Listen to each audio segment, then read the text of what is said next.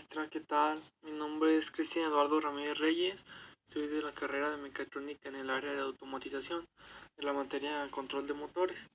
En esta presentación les voy a presentar la actividad de transformadores eléctricos de potencia. Soy del grupo de segundo B.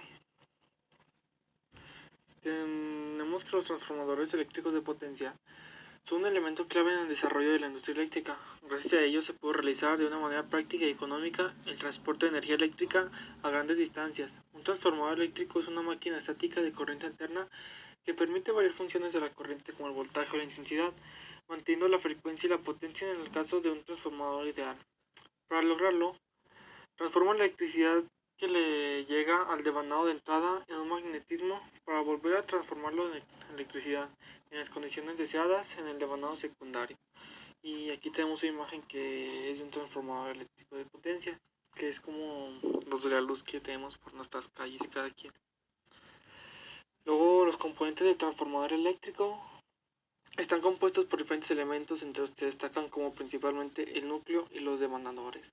Y aquí tenemos una imagen donde nos explica que es el núcleo, que es como toda la base, el metal por donde pasa la electricidad, y el devanado, que es donde entran los voltajes.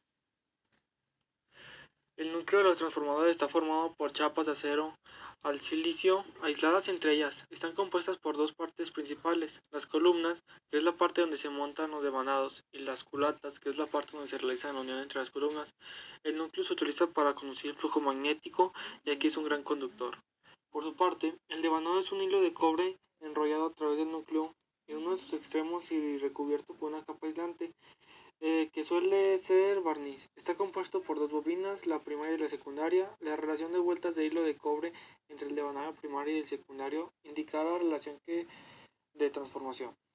El nombre de primario y secundario es algo simbólico. Por definición, allá donde apliquemos la tensión de entrada será el primario, y donde obtengamos la tensión de salida será el secundario.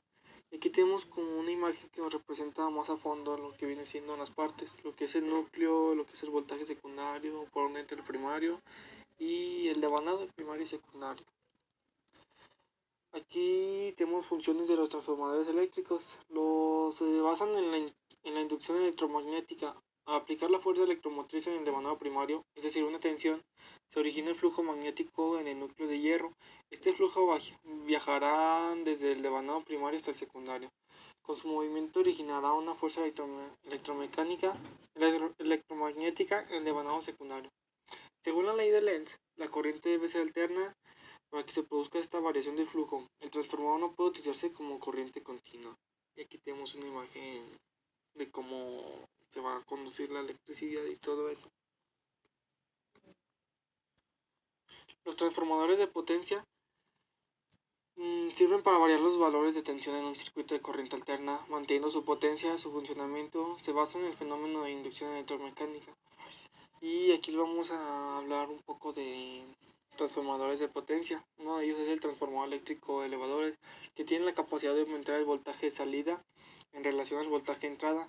En estos transformadores, el número de espiras del devanado secundario es mayor al devanario primario. Y aquí en la imagen se muestra que el secundario tiene más aspiral, es el devanado que tiene más al devanario primario. Y lo otro de ellos son los transformadores eléctricos reductores. Los transformadores eléctricos reductores tienen la capacidad de disminuir el voltaje de salida en relación al voltaje de entrada. En estos transformadores, el número de espiras del devanado primario es mayor al secundario. Cualquier transformador elevador puede actuar como reductor si lo conectamos al revés, del mismo modo que un transformador reductor puede convertirse en elevador. Y es igual la imagen anterior, como se manejan de la misma manera. Y por último tenemos los autotransformadores, que se utilizan cuando es necesario cambiar el valor de un voltaje, pero en cantidades muy pequeñas. La solución consiste en montar las bobinas de manera sumatoria. La tensión en este caso no se introducirá en el devanado primario para salir por el secundario, sino que entra por un punto intermedio de la única bobina existente. Esa tensión de entrada, que es Vp, únicamente recorre un determinado número de espiras, que es Np, mientras que la tensión de salida, Vs, tiene que recorrer la totalidad de espiras, Ns. Y aquí tenemos una imagen que nos muestra cómo se maneja este transformador, que es de una manera más diferente a los demás.